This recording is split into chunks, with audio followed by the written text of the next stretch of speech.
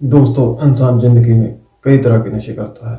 सभी नशे मानव शरीर के लिए हानिकारक होते हैं, लेकिन हव्स का नशा एक ऐसा नशा होता है जो सबसे पहले इंसान की आंखों पर अटैक करता है, जिसके बाद इंसान ना किसी को देख पाता है और ना ही किसी को पहचान पाता है।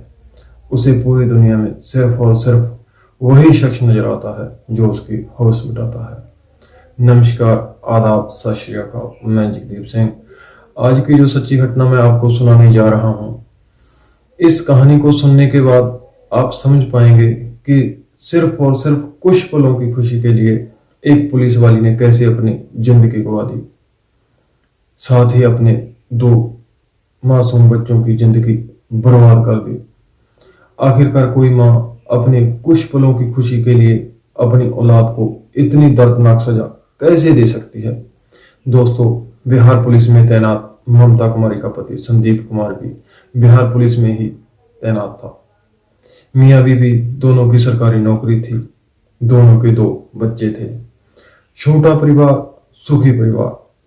भगवान ने सब कुछ छप्पर फाड़ के दिया था, लेकिन ममता कुमारी के हफ्स ने सब कुछ बर्बाद कर दिया। दरअसल ड्यूटी के दौरान ममता कुमारी ने अपने सहकर्मी कांस्टेबल नसीब कुमार को अपना ठुकाई ऑपरेटर बना लिया। नसीब कुमार भी पहले से ही शादीशुदा और दो बच्चों का पिता था। शुरुआत में इन दोनों ने सिर्फ अपनी हव्स मिटाने के लिए एक दूसरे का सहारा लिया था, लेकिन नसीब कुमार सेक्स के मामले में खिलाड़ी था।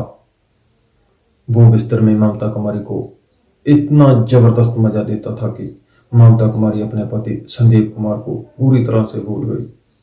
नसीब कुमार की काम कला में निपुणता को देखते हुए ममता कुमारी उससे इश्क में पागल हो गई। ममता कुमारी को जहां भी मौका मिलता था वो नसीब कुमार से लिपट जाती थी। वो हब्स के नशे में पूरी तरह से अन्नी हो चुकी थी। उसे ना तो अपना पति नजर आ रहा था और ना ही अपने दो छोटे छोटे बच्चे नजर आ रहे थे। उसे तो सिर्फ और सिर्फ नसीब कुमार ही नजर आ रहा था। एक दिन नसीब कुमार ममता के साथ अपनी काम वासना को शांत कर रहा था। तभी ममता कुमारी उसे बोली, हम ऐसे शुभ शुभ कर कब तक मिलते रहेंगे? हम दोनों को शादी कर लेनी चाहिए। ये सब सुनकर नसीब कुमार घबरा गया। उसकी सारी हौस निकल गई। उसने कहा, यह कैसे हो सकता है? तुम भी शादीशुदा दो बच्चों की मां हो, मैं भी शादीशुदा दो बच्चों का पिता हूं। ऐसे तो हम दोनों का परिवार बर्बाद हो जाएगा। इसके बाद नसीब कुमार ने उसे आश्वासन दिया कि मैं तुमसे जिंदगी भर ऐसे ही प्यार करता रहूंगा, लेकिन शादी की बात दोबारा मत करना। लेकिन ममता कुमारी नहीं मानी। वो लगातार नसीब कुमार से शादी की जिद करने लगी। नसीब कुमार को अब हड्डी गले में फंसती नजर आ रही थी, तो वो तो सिर्फ ऊपर ऊपर से मजा लेना चाहता था। इसलिए उसने ममता को नजरअंदाज करना शुरू कर दिया। ठुकाई ऑपरेटर नजरअंदाज करने लगा तो ममता कुमारी की जवानी और ज्यादा उफान मारने लगी।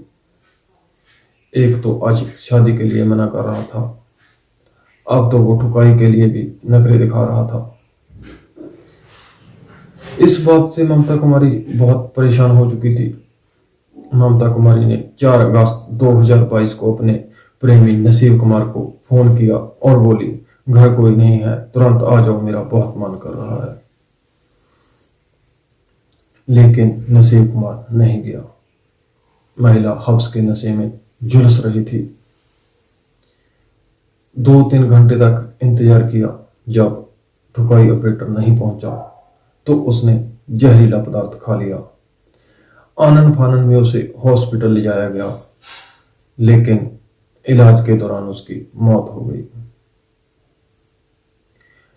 महिला के पति ने पुलिस को बताया कि उसे अपनी पत्नी के अफेयर के बारे में पहले से ही जानकारी थी।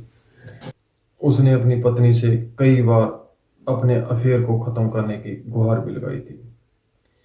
इस वजह से इन दोनों के बीच कई बार झगड़ा भी हुआ। मामला एक बार पुलिस तक भी पहुंचा था, लेकिन ममता कुमारी किसी भी हाल में अपने प्रेमी को छोड़ने को तैयार नहीं थी।